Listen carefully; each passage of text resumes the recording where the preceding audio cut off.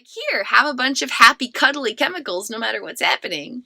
Then exploring regulatory protocols affected by thesis number 29. And the most profound and incredible and life-changing, transformative, wondrous, shocking, surprising, incredible. Right? The first regulatory protocol that I'm too excited. Stop it.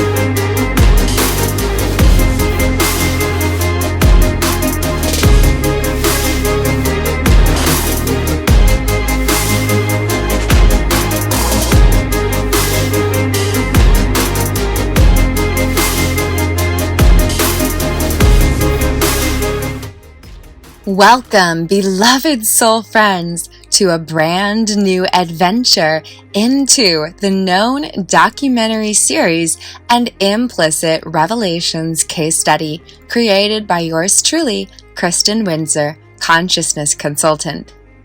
I invite you to play background music while listening to and watching the following video. Choose some relaxing tunes and play them quietly in the background to amplify your healing journey experience. Have an incredible adventure diving deep into understanding and healing unconscious body-minds to liberate self-essence and transform personal experience from the inside out. Thank you for being here, and thank you for being you. Hey soul friends, I'm super stoked that you're here exploring this. Before diving into part 6 of thesis number 29, I highly encourage exploring the first 5 videos that discuss thesis number 29.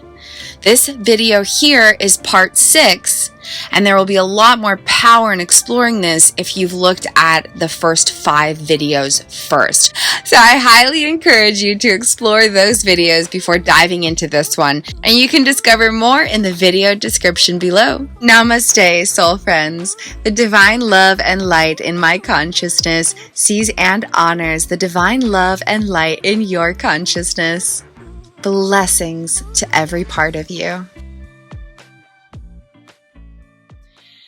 Exploring regulatory protocols affected by thesis number 29. Number 8. You guys ready for this? This is a big one. It touches on so many different systems.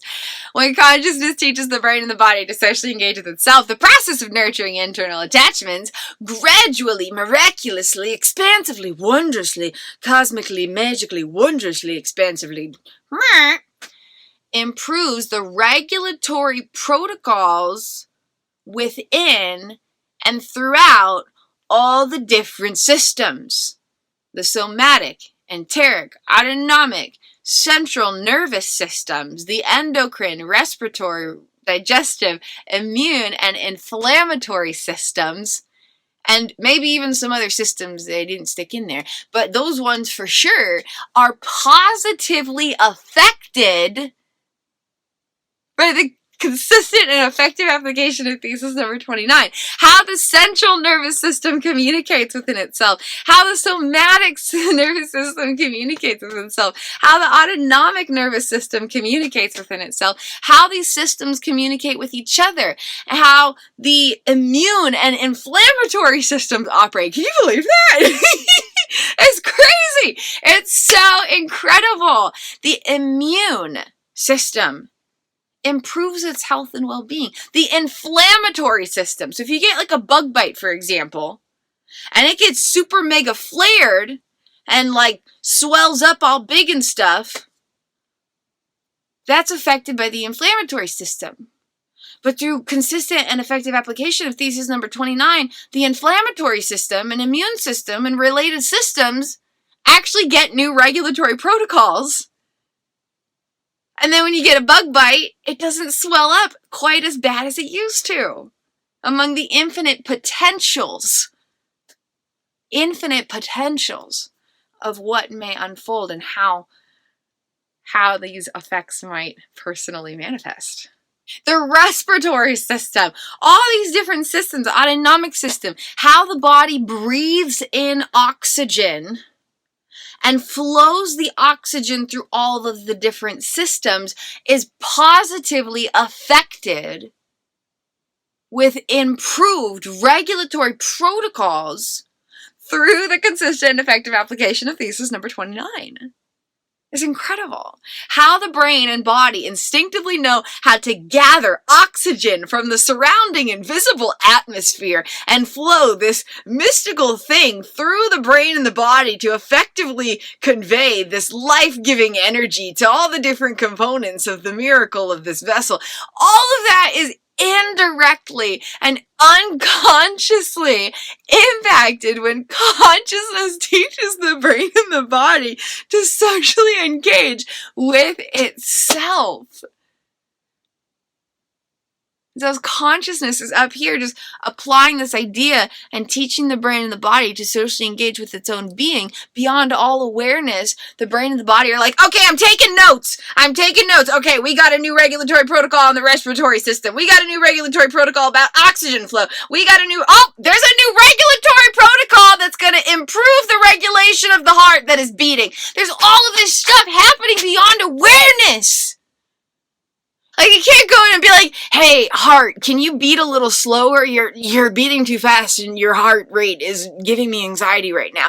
Like, you can't just, like, consciously go in there and be like, here, heartbeat, have a new regulatory protocol. And yet, through consistent and effective application of thesis number 29, that can totally happen. The heart can gain a new regulatory protocol about how to beat, which can help heal underlying causalities of tachycardia and bradycardia,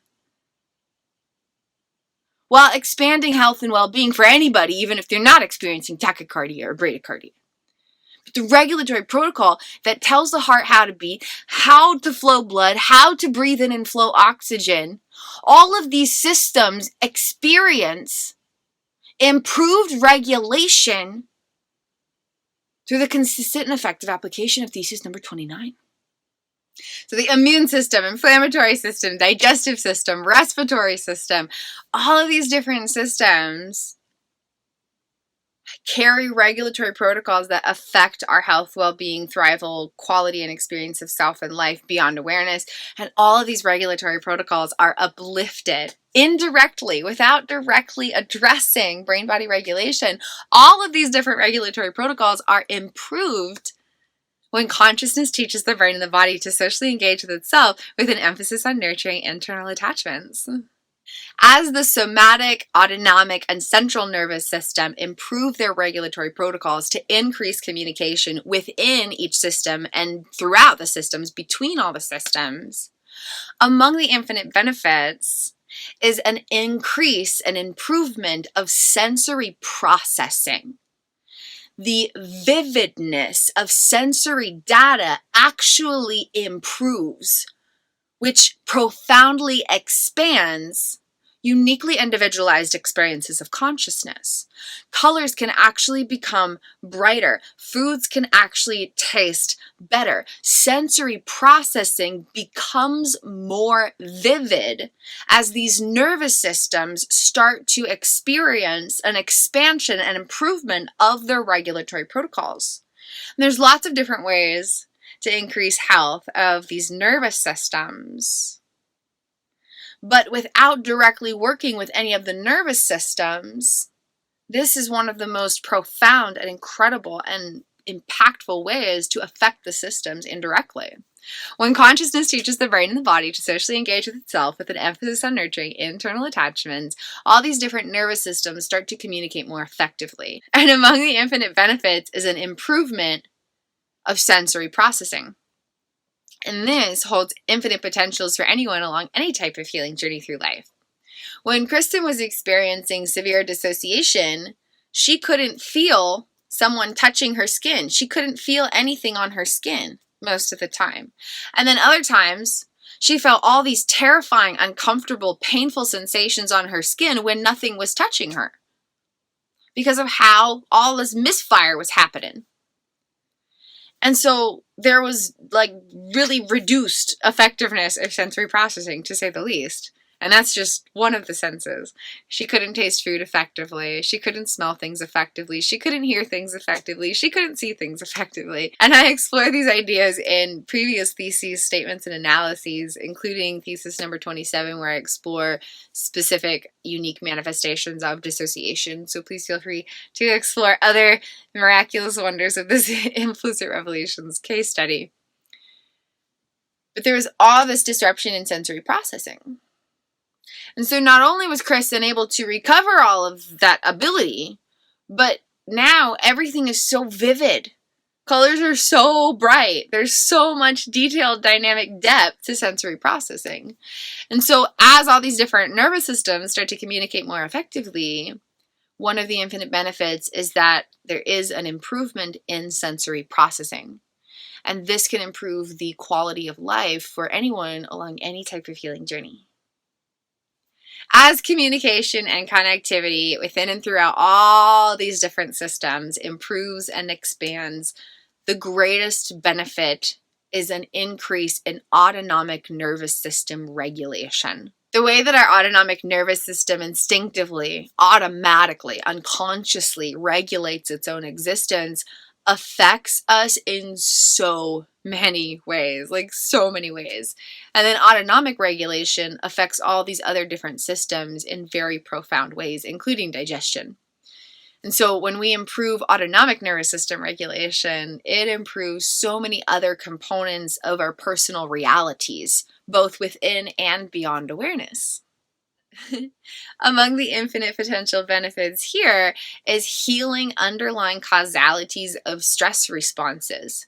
If someone's encountering chronic fight, flight, fold, or freeze stress responses, then the process of applying thesis number 29 can help transform those regulatory protocols even without directly working with them.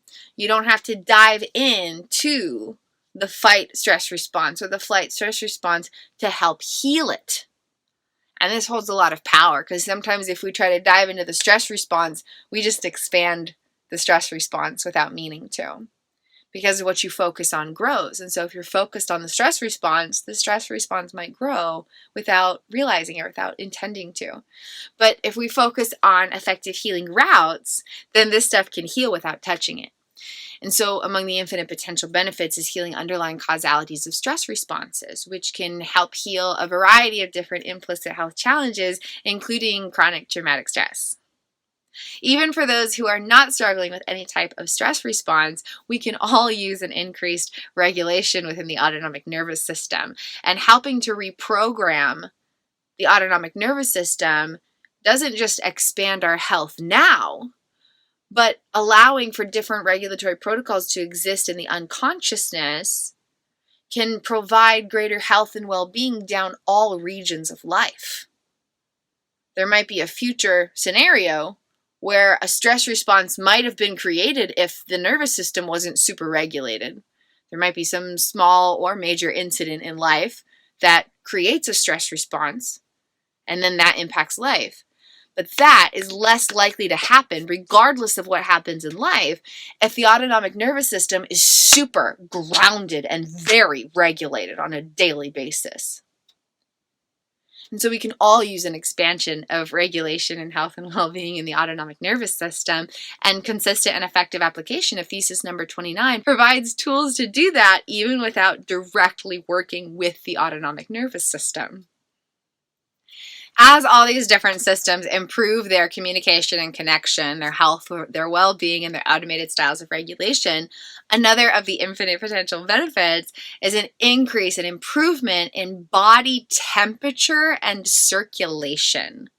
The ability for our body to feel comfortable in its own regulated temperature is affected as consciousness teaches the brain and the body to socially engage with itself. Isn't this so fascinating?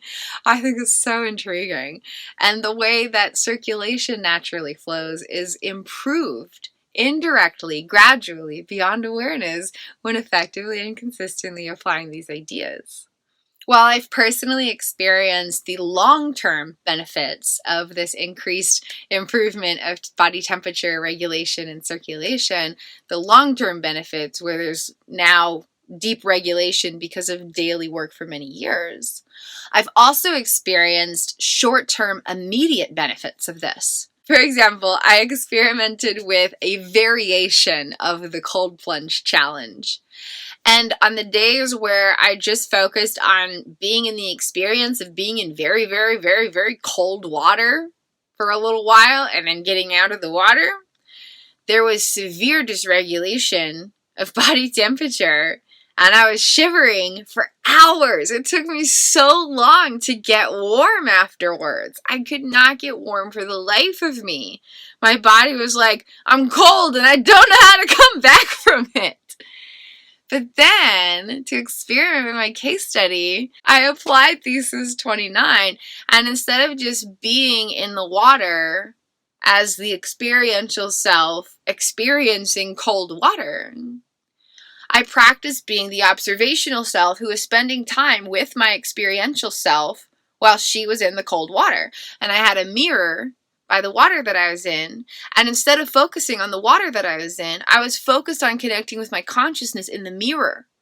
And I laughed, and I hung out, and I yawned a bunch because my autonomic nervous system was relaxing through the application of these ideas.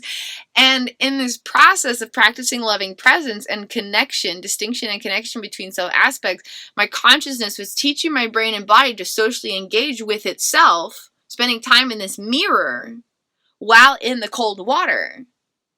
And when I got out of that water, same temperature of water, there was zero shivering.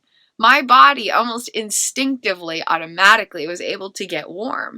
And there was a little bit of shivering here and there, but I got warm within like 5 minutes instead of like 2 hours, which is what happened before.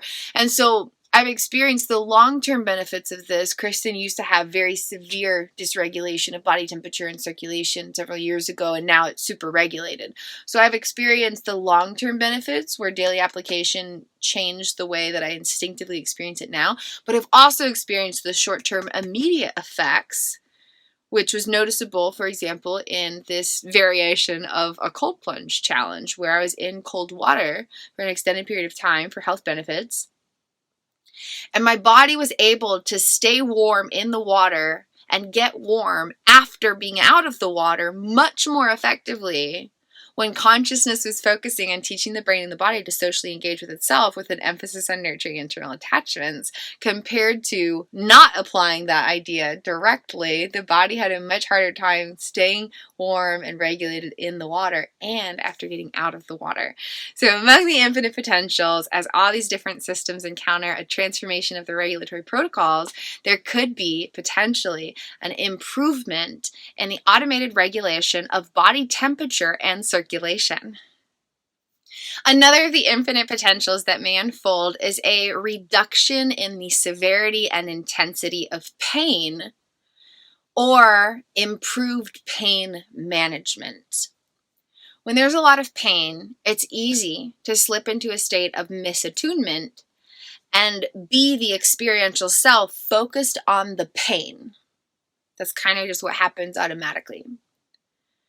But when there's distinction and connection between self aspects, and the focus is on teaching the brain and the body to socially engage with itself while nurturing internal attachments, then that redirection of internal energy can help reduce the focus of the pain.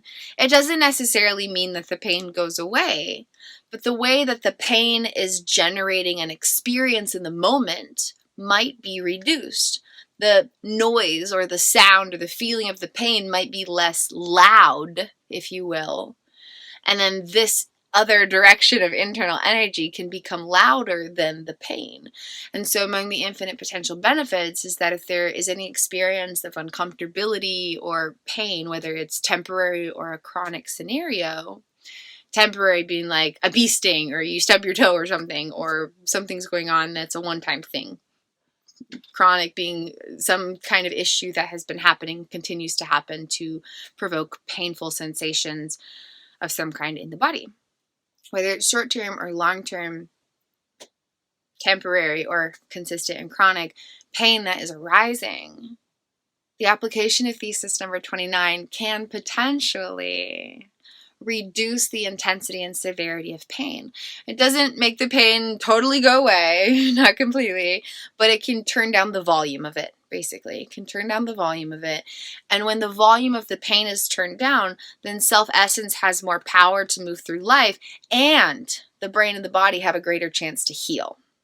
When the focus is on the pain, the brain and the body might be struggling to heal because feeling pain causes more stress. But if the volume of the pain can be turned down for a little while, then the brain and the body have a greater chance to go in there and do its thing and help heal and fight off whatever's causing this pain. And in addition, self-essence has more power. Because if there's all of this pain, then self-essence consciousness might be consumed by the pain and have difficulties consciously directing internal energy to focus on anything else. But if we can turn down the volume of the pain at least a little bit, maybe not all the way, but at least a tiny bit, then consciousness has a greater sense of personal power in that moment to move through life. And then the more that power builds on itself, the more it grows. Because then consciousness sees, oh, I do have power. If I just do this with my internal energy, I have a little power, and then it feeds on itself. And then consciousness can expand and expand and expand and expand and expand its own essence and its power and the embodiment of its true self and personal power. So among the infinite potentials is a reduction in the intensity and severity of pain, or an increase in pain management when there might be a need for that. The 9th regulatory protocol that encounters profound transformation is cranial nerve functionality. There's so many different cranial nerves that contribute to so many different aspects of our personal experience, and their ability to function and effectively flow, everything from the way that our face naturally engages its own muscles, such as smiling, all the way to regulation of the vagus nerve. All of these different components of the human experience can cultivate healing, restoration, and expanded transformation when effectively and consistently applying these ideas. When consciousness teaches the brain and the body to socially engage with itself, the process of healing internal attachments helps to reprogram automated regulation regarding cranial nerve functionality. And this can create change in very unexpected ways. The way that I naturally experience my facial muscles is totally different now than it was several years ago.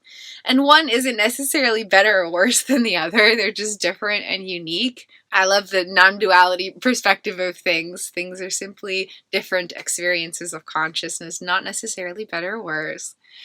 But the way that my facial muscles naturally engage now is very, very different. And it's really fascinating to explore that. It's very profound. And vagus nerve, totally rewired, reprogrammed. So cranial nerve functionality is another of the regulatory protocols in the brain and the body that are indirectly affected through the consistent and effective application of thesis number 29.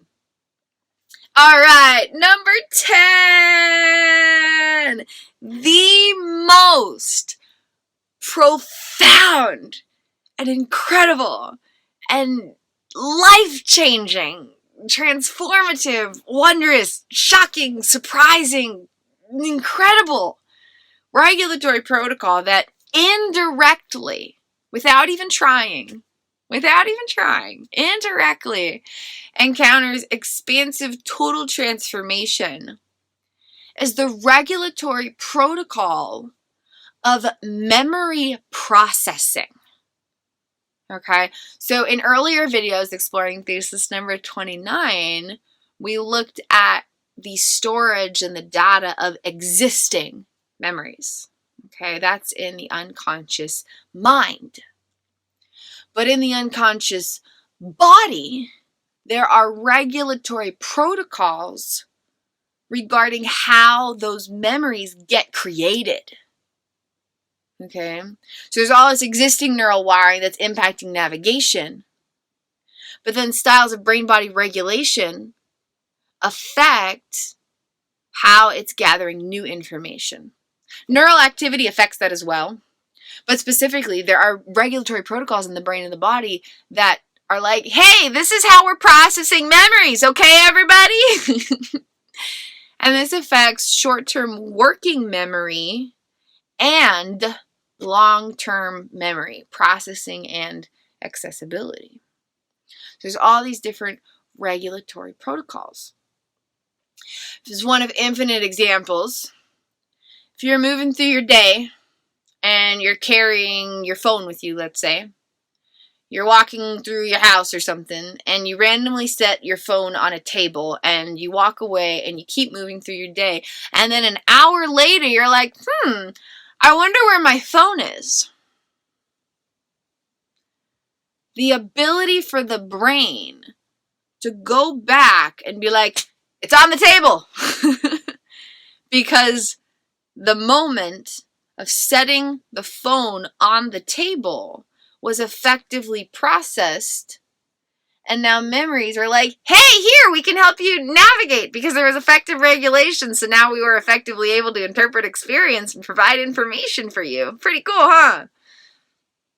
And so if you're walking through life and you set something down somewhere, and then an hour, 2 hours later, or a day later, you're like, I wonder where that thing is.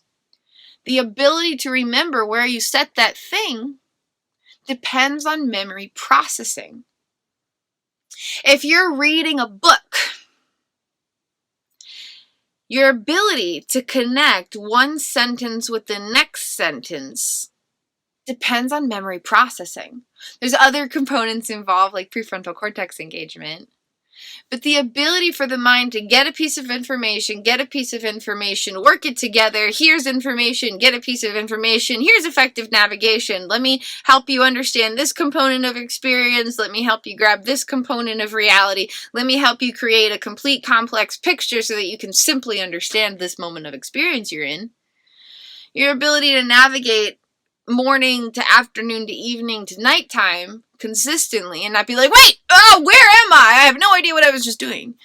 All of these different everyday experiences depend on memory processing.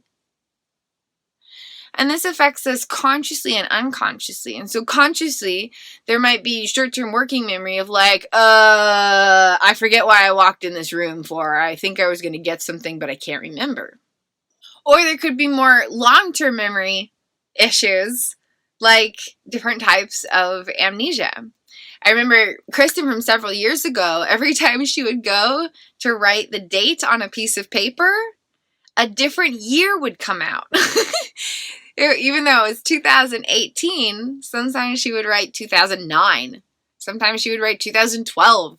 Sometimes she would write 2015. Every time she went to write the date on a piece of paper, a different number came out. And it's because there's all this independent activity in neural wiring. And so the brain and the body didn't consistently know and understand orientation in time and space because of all these details of regulatory protocols affecting memory processing and accessibility. The memories were all there, but they weren't connective and effectively being accessed. And so memory processing and accessibility can affect us in so many different ways, short-term and long-term, consciously and unconsciously, in the moment and in the future. There's so many different components.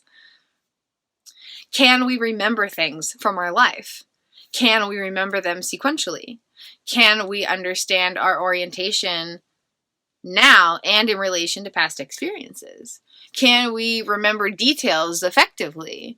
Can we remember things when we want to, but not need to remember things if we don't want to?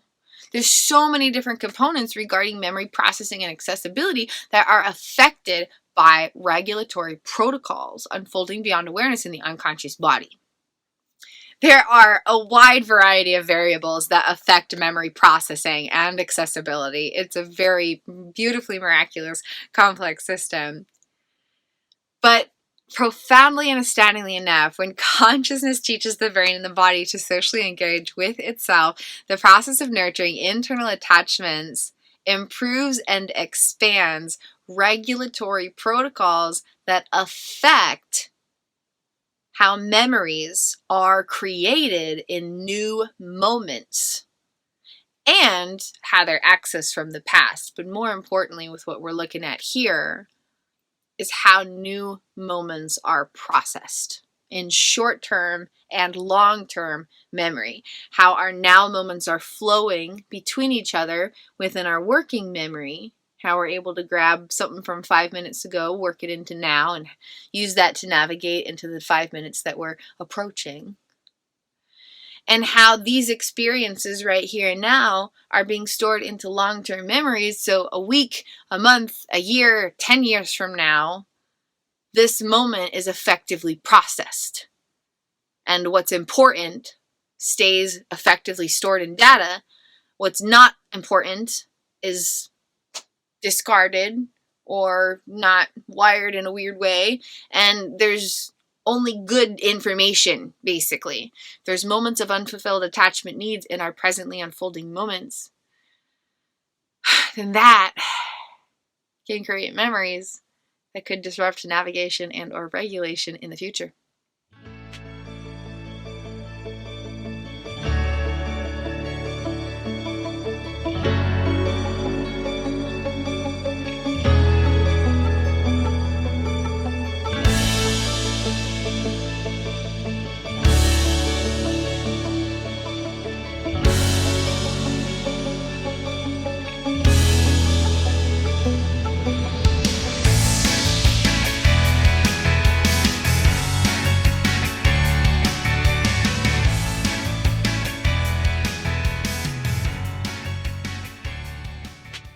And so when we are able to improve the regulatory protocol of memory processing, it helps us in so many different ways.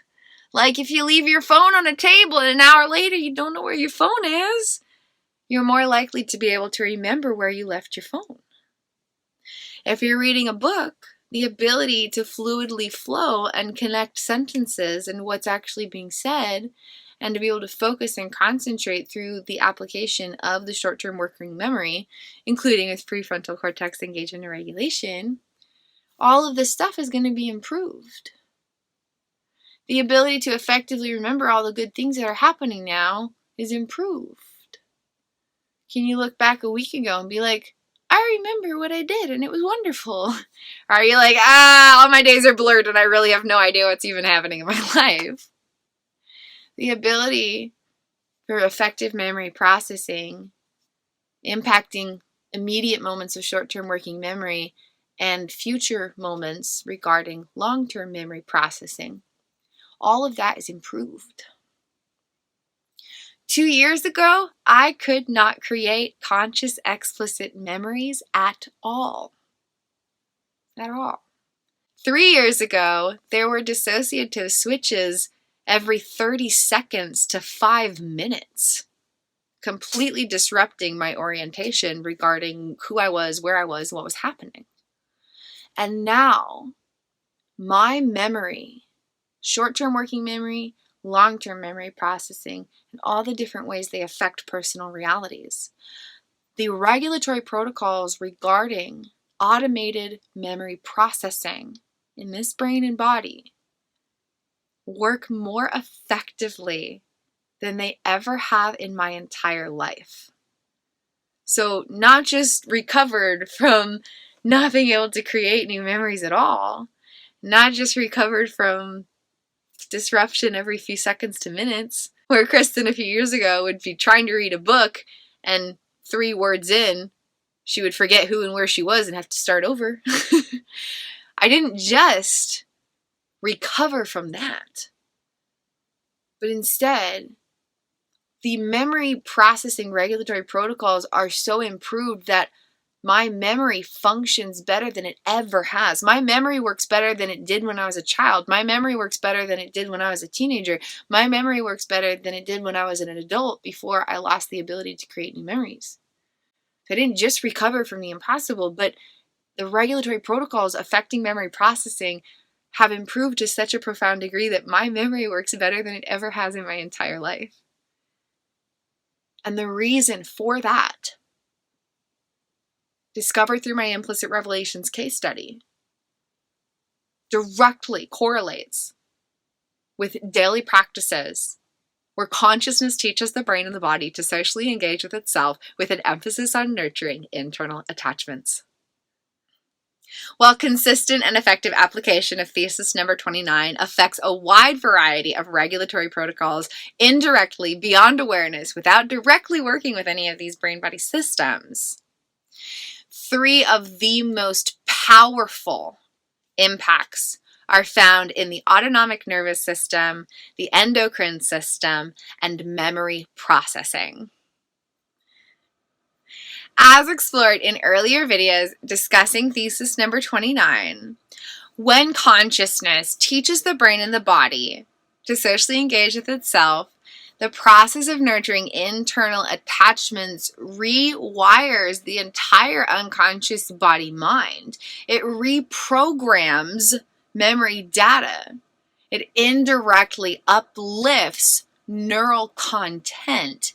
And even more importantly and expansively, these processes and practices, when effectively and consistently applied, completely expand neural connectivity so that explicit and implicit neural wiring or memory data can talk to each other, so that neural data from each year of life can fluidly talk to each other. And so neural data throughout the entire neurobiological social engagement system can talk to each other. And this affects navigation regarding personal identity or the sense of self and how that sense of self navigates and interprets reality instinctively and automatically.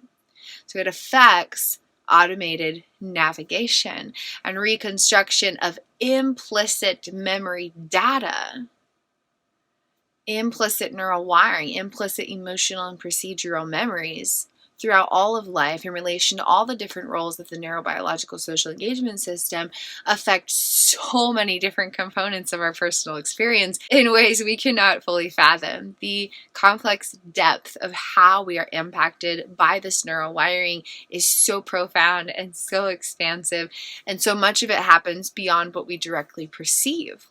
And it's important to explore this so that consciousness has more power within its own self to help heal neural wiring and liberate consciousness to transform personal experience from the inside out.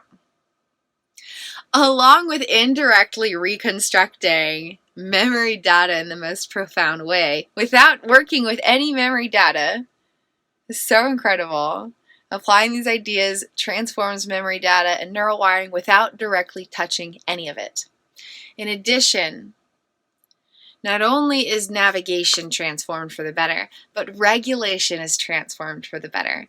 The brain and the body have so many different regulatory protocols, and dozens of them experience an automatic reprogramming of regulation. So you don't have to directly work with these bodily systems to help improve the way that they naturally flow. It's so profound. So unconsciousness teaches the brain and the body to socially engage with itself. The process of nurturing internal attachments transforms navigation and regulation in the unconscious body-mind by uplifting neural content, expanding neural connectivity, and reprogramming regulatory protocols. These processes are so fascinating and complex and miraculous and marvelous and astounding, and they impact each other. The way that implicit memories are programmed and then being activated, so the content they carry and the way they're connecting, and then how that activity is impacting new moments, not just having information about past moments, but how that neural content and connectivity is being activated to provide navigation now, that affects regulation. So if there's chronic activation of implicit emotional memories that carry very unpleasant sensations, then there might be dysregulation in the endocrine system, further affecting how we instinctively experience emotions in the body.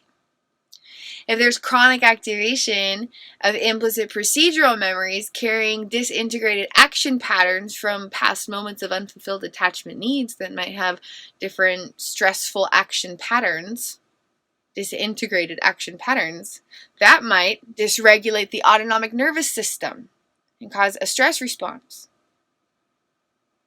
So there's all this interaction between implicit memories and regulatory protocols. And then in the other direction, this is how implicit memories affect regulatory protocols, but then regulatory protocols affect how new implicit memories are created. If there's chronic dysregulation in the present moment, then how new experiences are processed and interpreted into implicit memories that affect future navigation is going to be disrupted. So implicit memories and regulatory protocols are constantly impacting each other. And the bridge between the unconscious mind and the unconscious body is attachment systems. And so not only is all this implicit memory data transformed, and not only are all these regulatory protocols transformed, but the interaction between the unconscious mind and the unconscious body, focused on implicit memories and regulatory protocols, the way that these realms interplay is positively transformed to continue expanding health and well-being. The navigation's improved, regulation is improved, and as these realms are improved, the interaction of their improved state further expands healing potentials on its own. So consciousness is just up here like, hi, I'm teaching my brain and my body to socially engage with itself while I'm nurturing my own internal attachments. And then beyond awareness, neural content from every year of life is being uplifted. Explicit and implicit memory data is being connected in new ways. Neural wiring from every year of life is starting to have new connections that didn't exist before. And all the roles within the neurobiological social engagement system start to have an increased ability to connect, communicate, and collaborate so that the different unconscious priorities have a greater sense of integrated balance and harmonious activity.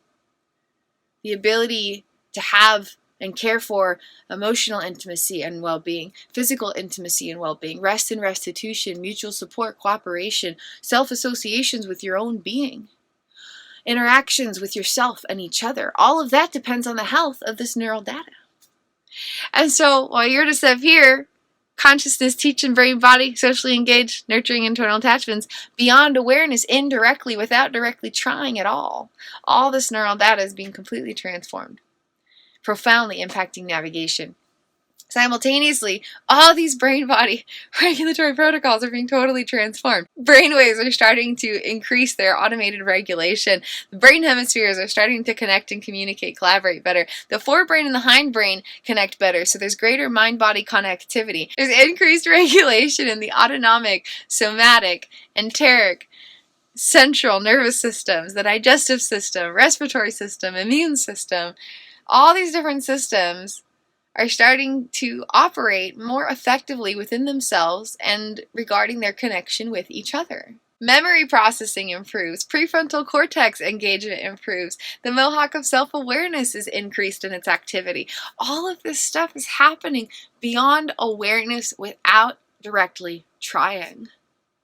All of these different regions of the brain and the body start to heal and become restored, not just to an okay state, but continually expanding to new depths, new layers, new heights, new levels of thriving. Further expansion into greater realms of health and well-being than had ever been imagined or experienced before. And as navigation in the unconscious mind improves, and as regulation in the unconscious body improves, the transformed state of this continues to interplay with each other and further expand things. As there's increased regulation, there's a greater ability to create new integrated processed memories that affect future navigation. And as this existing navigation is transformed, it's not just helping navigation here, but it's helping regulation. And as regulation continues to improve, then the way that memories are being accessed improves, which further affects regulation, which further affects how new memories are created. And the cycle continues to improve upon itself. Continues to improve upon itself. When consciousness teaches the brain and the body to socially engage with itself, the process of healing, restoring, nurturing, expanding, and empowering internal attachments completely transforms the entire unconscious body-mind to liberate consciousness by restoring the brain and body to its optimal state of health and well-being. Without directly working with any memories, without directly working with any styles of regulation. Effective and consistent application of this idea transforms all of it. And the process of that is fun and enjoyable and easy and tangible and so practical, and it's just genuinely an enjoyable journey. And so instead of reaching into memory data and trying to rewrite it, instead of reaching into regulatory protocols and trying to reprogram it, consciousness can just be up here playing, teaching the brain and the body to socially engage with its own self through a variety of really pleasurable, pleasant, enjoyable, fun practices.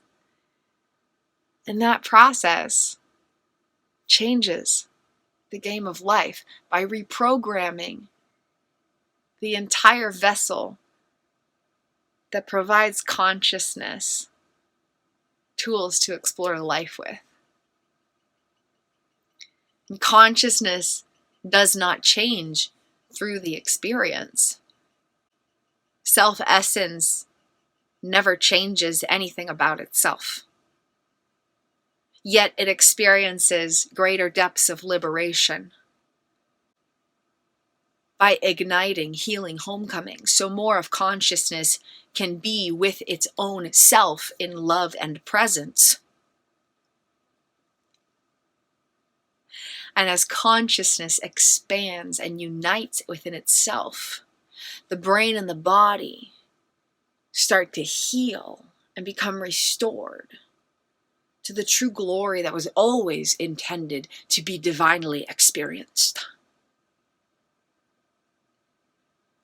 The prefrontal cortex is like, what's up? I'm always online. Hey, yo. The brain hemispheres are like, what's up? Hey, right brain. I'm over here in the left brain. That's so cool. We can talk to each other. Radical.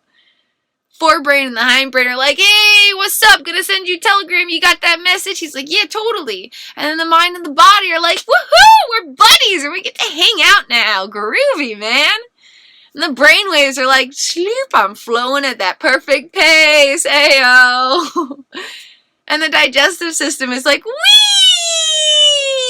Food to process. Here's your energy. The circadian rhythms are like, what's up? It's time to sleep. I'm pumped about this. We're going to have the best night's sleep ever. You're going to wake up feeling great.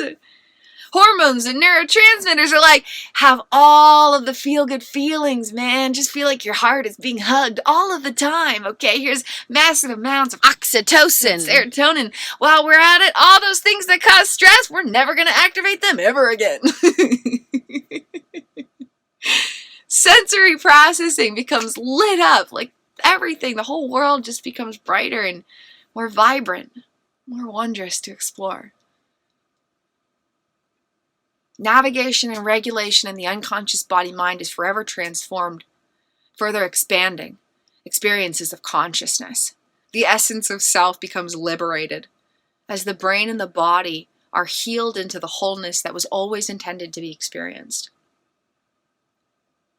Nurturing internal attachments changes the game of life, but specifically when consciousness teaches the brain and the body to socially engage with its own self through any kind of regular practice. It could be a 5-minute practice once a day, a 2-hour practice once a week, all day, every day, 24/7 practices. When there's any kind of effective and consistent application of this idea, when consciousness teaches the brain and the body to socially engage with itself, especially with an emphasis on nurturing internal attachments, everything changes from the inside out. Navigation in the unconscious mind, stemming from neural content and connectivity, is forever transformed without touching any memory data. Transforming automated navigation in the unconscious mind affects everything from instinctive emotional sensations and action patterns or styles of making decisions, all the way through the way that you recognize and resonate with your own face, voice, and body. Transforming automated navigation in the unconscious mind changes so many different regions of life. Navigation in the unconscious mind, stemming from neural content and connectivity, is forever transformed without touching any memory data. Automated regulation in the unconscious body, forever transformed. Regulatory protocols housed deep within the unconsciousness that could never be directly accessed, totally reprogrammed, transformed, empowered, uplifted, expanded. Gradually, but effectively, without touching any of the regulatory protocols. And then as navigation and regulation is transformed, the processing and experiencing of life continues to improve and expand and transform for the better. When consciousness teaches the brain and the body to socially engage with itself, the process of nurturing internal attachments radically reconstructs the entire unconscious body-mind, including the neurobiological social engagement system and all the different regulatory protocols that it affects.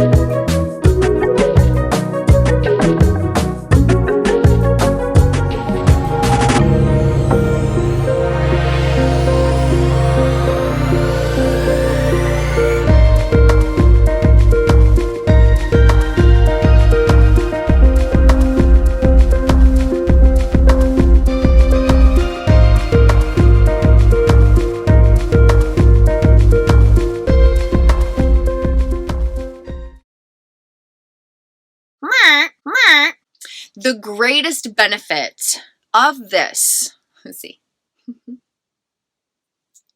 The greatest benefit in relation, let's see, how do I say that?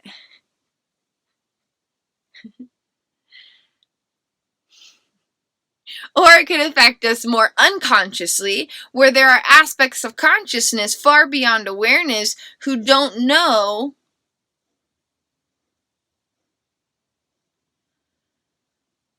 I don't know what I was just going to say. I don't know. I'm alive. It's weird. Being alive is fucking weird. Being alive is weird.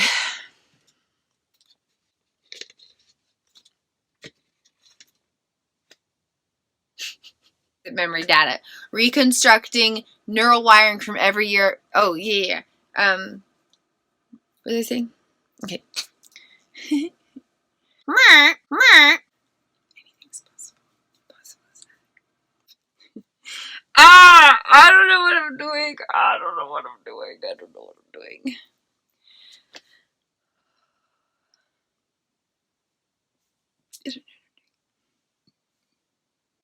So quiet.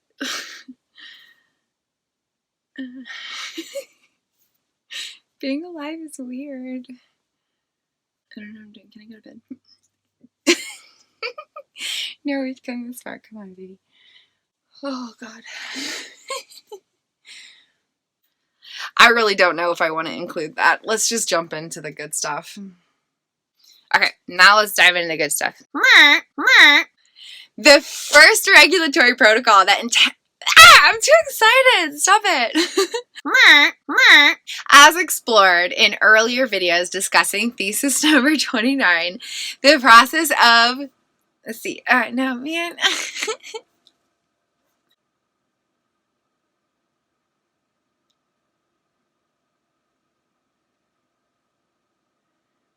Mic drop. I guess that's all.